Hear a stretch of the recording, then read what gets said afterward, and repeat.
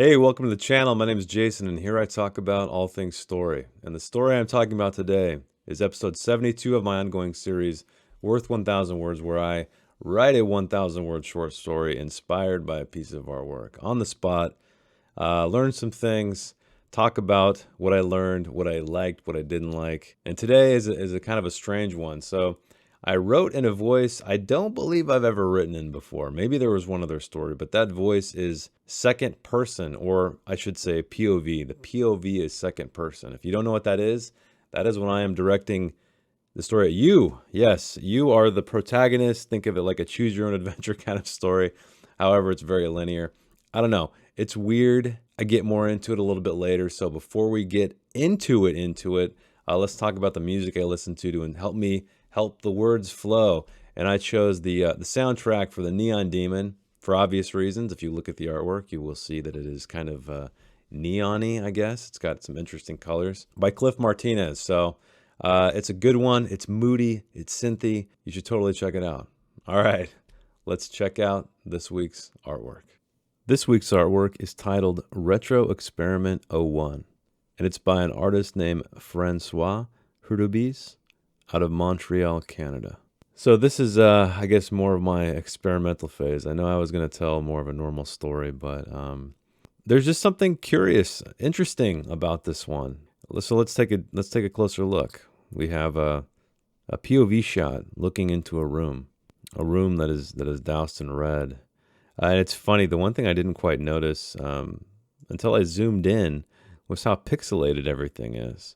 And it's funny because the title itself, called Retro Experiment, it totally makes sense. This is like a PlayStation 1 or PlayStation 2 kind of graphical fidelity. What I love about it is, again, it's a POV shot. There's no characters whatsoever. I mean, presumably the character is the one seeing the room. And it's looking into a room with a strange light that is, in direct contrast with the lighting in the room where the camera is, or the POV character. And it's just some random stuff. There's like these toy blocks kind of on the floor under this chair. There's something just peeking in a frame that looks like a mattress, maybe.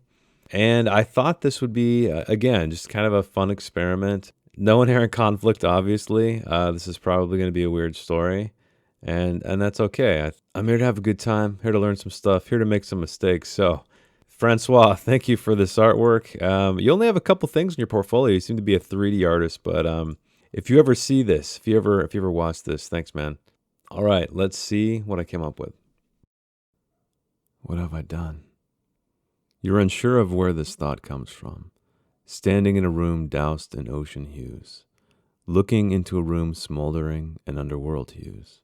This room sits open in front of you, and you wonder if you opened the door. Were you returning or leaving? You face the room, so think returning. Or is it the first time you've been here? You look for clues to these questions.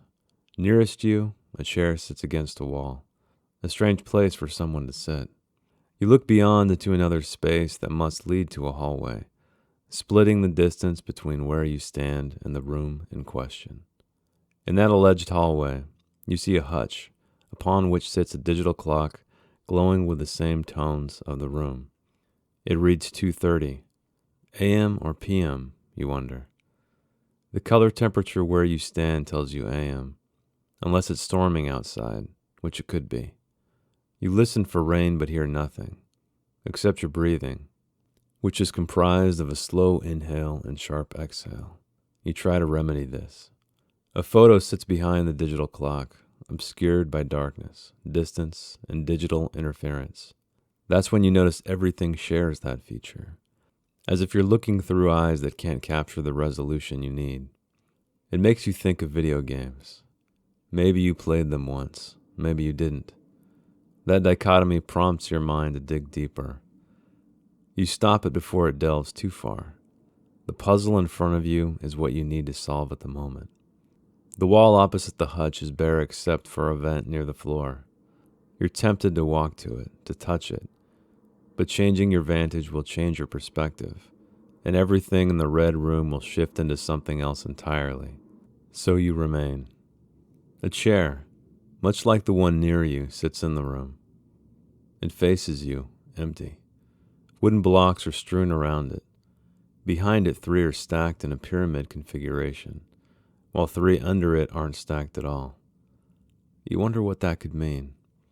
Construction and deconstruction, togetherness and separateness, wholeness and brokenness. You feel none of those things. Behind all of this, a curtain drapes from behind a rod. There is no attachment you can see. The curtain is also too long, collecting on the floor behind the chair. It moves slightly, bulges slightly. You wonder if someone is behind it, waiting for you? Who would be waiting for you?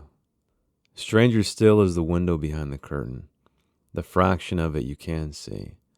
You think of a cage, horizontal bars divided by patches of diamond pattern. Chicken wire, you think, but thicker, to resist things larger than chickens. The bottom of your left foot feels different, cooler.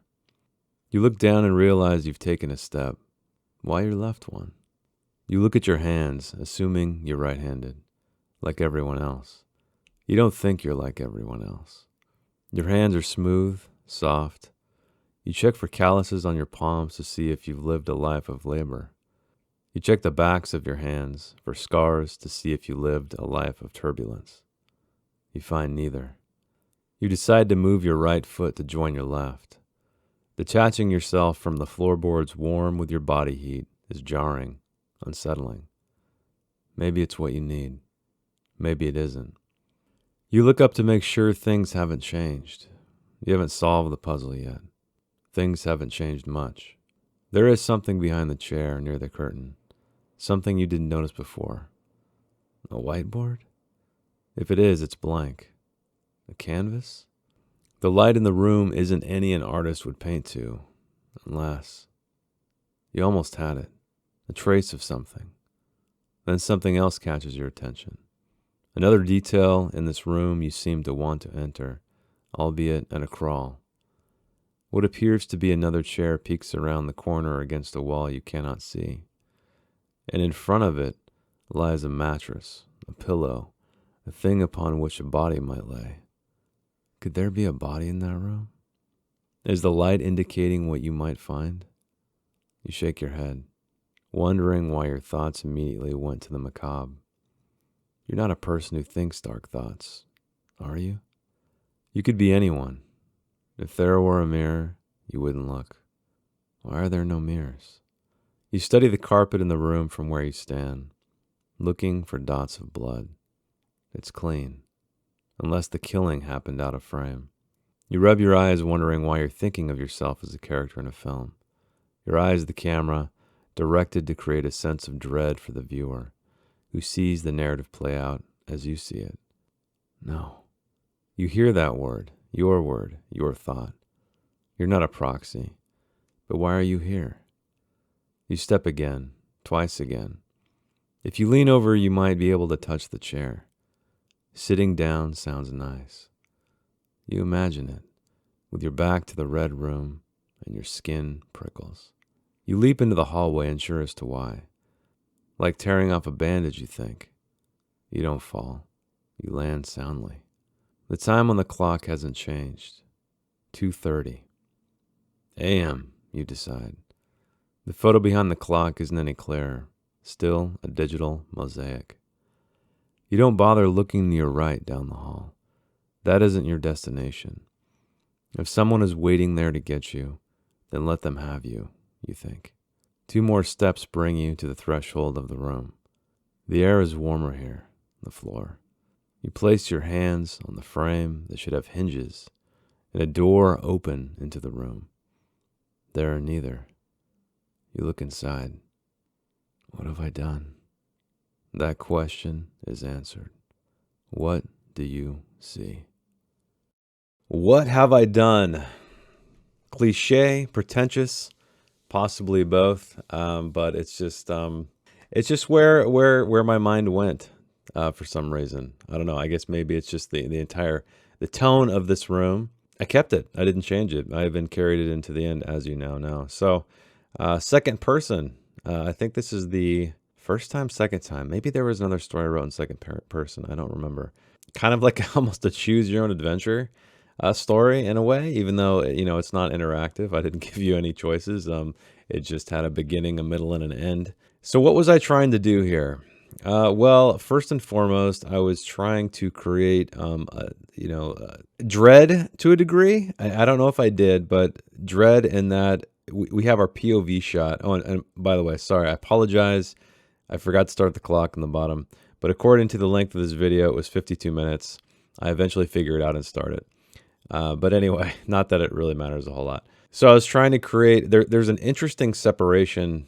There's something about viewing an open door from afar, especially with this light splashing down into it, that is very interesting to me. There's other interesting details that caught my eye, like the 2:30 on the digital clock. I don't know why a digital clock like that would be in a hallway. That seems like something that might be, beside a bed or something, but whatever, it's there. And so I wanted to try to create, like I said, some dread, some mystery for the reader, for you. And I think my choice of POV was it was due to the fact that the camera is the character. So you who are experiencing this are viewing this. You are the character, and I don't know. Like I said, pretentious probably. I've read one novel once in second person, and it's a strange experience. But I think with a short story, it's a little bit more digestible. So in the writing, let's take a look at where I am. Makes me think of video games. So yeah, that's exactly when I noticed. I was like, wow, this is very pixelated. That's crazy. And so I just kind of went that way. I thought that was an interesting feature because as I noted in the art section, the artist who did this is a 3D artist. So he's working in the games industry, doing a lot of real-time stuff, it looks like. I don't know. I mean, it's called Retro Experiment 01. At first I was like, why is it Retro Experiment? If you look at this thing from far back, it almost looks like just noise or something, but then those are in fact like pixels, low resolution textures. Yeah, I don't know. That was kind of a weird turn to it. I feel like it harkens to the title. A lot of times I like to use the title, and I didn't here. I mean, I did in that I referred to it being a video game or looking like a video game, but not to any like profound degree. Oh, there, the clock has started. There we go. And so really what I was trying to do is move you closer and closer and closer into the room, because I think as a viewer, that's exactly what you want, right? You're wondering what's in there, what's just out of frame. And so I didn't want to do it. I didn't want to move you or the camera until later, though. I wanted someone to, I imagine this character or you just popping into existence here, having, consciousness at this moment and wondering what's going on. And part of me thought too, like, should I show what's out of frame? Should I show, what's inside this room where this person stands? And I decided not to, because I just imagined, and I played this a lot, or I played with this a lot in the story, where I didn't want the character to look away too much because he was worried like he might, or he or she or you, I should just say, keep saying you, worried you might experience something, you might miss something, right? There might be something inside the room that you will miss because you either move closer, you look down, whatever it might be. And right now in the story, I'm talking about this back window, which is very peculiar. It looks like a screen door, or like, I guess that's kind of what it looks like. One of those security doors that you put on your front door that you can see through, but they can't see through, or they can't see inside. But it just, the whole thing is kind of odd, right? We have a curtain rod that doesn't have hooks on it to hold the curtain. We have a strange window. I mean, it could be like a mental institution, even though nothing else outside of that feels like it could be. And then in this moment, I did take the character's eyes away from the scene, and looking like I kind of lead. I talk about there is a step taken, a left foot step, and then that kind of leads you down the path of, oh, is this person left-handed, right-handed? So your hands are smooth, soft, unblemished. You check your calluses. So this is a little bit of discovery for the character, trying to wonder like, well, who am I? What kind of person am I? And they find neither of those things. So other than having very soft hands, they don't really learn much about themselves. So finally, in the story here, we are moving forward toward the room, asking these questions internally. Maybe it's what you need. Maybe it isn't. And again, this is when I start to describe the inside of the room. And it's funny because this is sort of when I discovered that whiteboard, or that canvas, as I call it in the story, behind the chair. wondering what that might be. I think it would have been cool if there was some kind of writing on it, and I guess I could have alluded to that. I could have said, oh, I see something scrawled there, but just, I can't, the chair's in the way or something. But I try to be as close as I can to the artwork, and so maybe that was a smart thing to do, to not add any kind of detail like that. And then right here, the light in the room isn't any an artist would paint to unless you almost had. It's almost like you were having, or the character was having a revelation. They were getting some kind of a trace of something, some kind of information to maybe clue them in on to why they're here. And I go on describing the room, and then obviously, if you've read any of my stuff, I go dark places. So could there be a body in that room? Is the light indicating what you might find? You shake your head, wondering why your thoughts immediately went to the macabre. I don't know. It's a very ominous scene, right? There's nobody in it. There's a chair facing the door, which almost it gives a sense of presence, and that would have been a cool thing to talk about in the story, but I never brought that up. I think I brought just the facts, how the room or outside the room was decorated strangely. Some things seem just sort of like they shouldn't be there, or odd places to put them. And then this is when I get a little meta and I talk about, why are you thinking yourself as a character in a film? It kind of goes back to, the world being pixelated, essentially. Why can't you see the world in its true resolution? And then I get a little bit, again, you hear that word, your thought, you're not a proxy, but why are you here? So it's funny. I don't know if you guys have ever played the game Inside. I think it's called Inside. The guys who did Limbo, same guys. But it was kind of a commentary on what video games are and what control is, and so that's my little homage to that. Not a direct relationship whatsoever, but just that's what I was thinking of when I wrote that. And then again, you leap into the hallway. It's like tearing a bandage off, so that's a way to indicate, a character shift with action. And finally, at 965 words, we make it to this room. 2 more steps bring you to the threshold. The air is warmer here. The floor. You place your hands on the frame that should have hinges and an open door into the room. There are neither. You look inside. And so some of you may think, and you might be right, that this is a cop-out. So what have I done? I bring back, I love bringing the beginning to the end. I think it's a powerful thing to do. But anyway, I brought it back, and then I just said, what do you see? And again, I'm probably bullshitting. But give me a chance. Let me talk about this. So I was trying to paint a picture for the reader, get their imagination running, because no questions are really answered directly. And so I'm almost asking you as the reader to concoct this scene, concoct this image, concoct the meaning behind it. What do you see? I know this is going to sound like bullshit, but I like, every time somebody reads a story, they have a different experience, regardless of what the words are on the page, right? Everyone brings their experiences, their own perspective to stories. And that's what's so beautiful about them, right? It's not like a painting where everything is literally painted in the way, most people perceive it, unless they have some kind of like visual handicap. But a story, they're words, and we kind of translate those words into images. And so that's just something fun to play with. Again, I know it sounds total like bullshit, and you're probably right. I work at an agency, and so I'm basically paid to justify things with bullshit. So maybe that's it.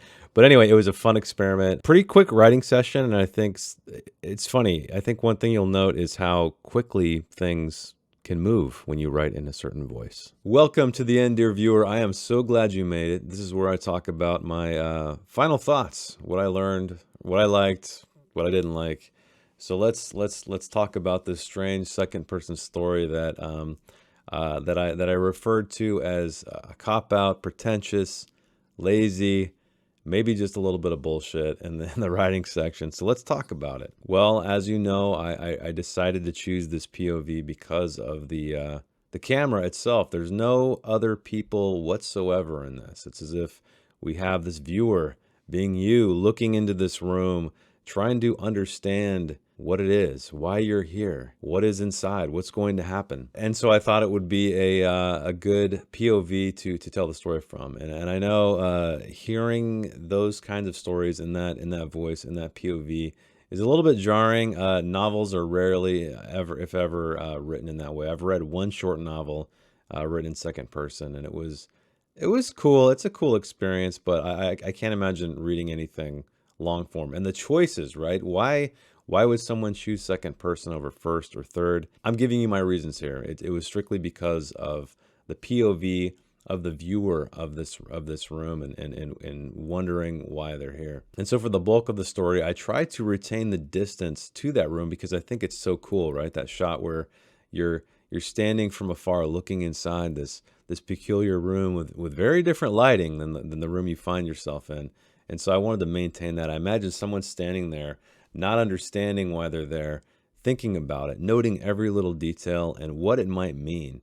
And so that's what I tried to do with the story is try to take all of these little details and have little commentaries on them, and maybe they not only inform the character being you, trying to figure yourself out and why you're here, but what kind of person they are, what these things might mean. And of course I go to the darkness. I always go to the darkness. I mean, come on, if you look at this image, it looks pretty dark. It looks like there's someone's up to no good, maybe, even though there's no blood anywhere. All right, I've been rambling. Let's talk about, I know I did a little bit backwards. I talked more about the story and less about what I like, what I didn't like. So what did I like? I like that it didn't take me 2 hours to write. I like the tone of it. I enjoyed the tone of it. The language, again, was very simple for the most part.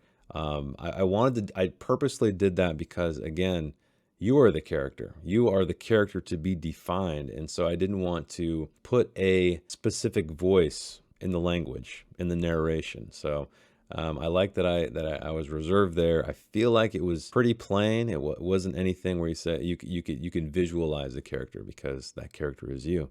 What didn't I like? Well, as I talked about in the writing, and as I talked about a little bit here, you could argue that this story is complete bullshit. There is no resolution. There is no meaning. It is literally me painting a picture with words, the picture that you see before you, adding my own little details in there about character implications and why you may be here. Let me know. Let me know what you think, because I can only perceive it from my end, and then only assume how someone else may like it or not like it, because there is no resolution. But like I said, my goal in the story was to create a sense of mystery, interest, wondering, making you wonder, because I am addressing you the entire time, and that has kind of this almost uncomfortable, unsettling feeling. And what did you see in the room? That's what I would like to know. What did you find?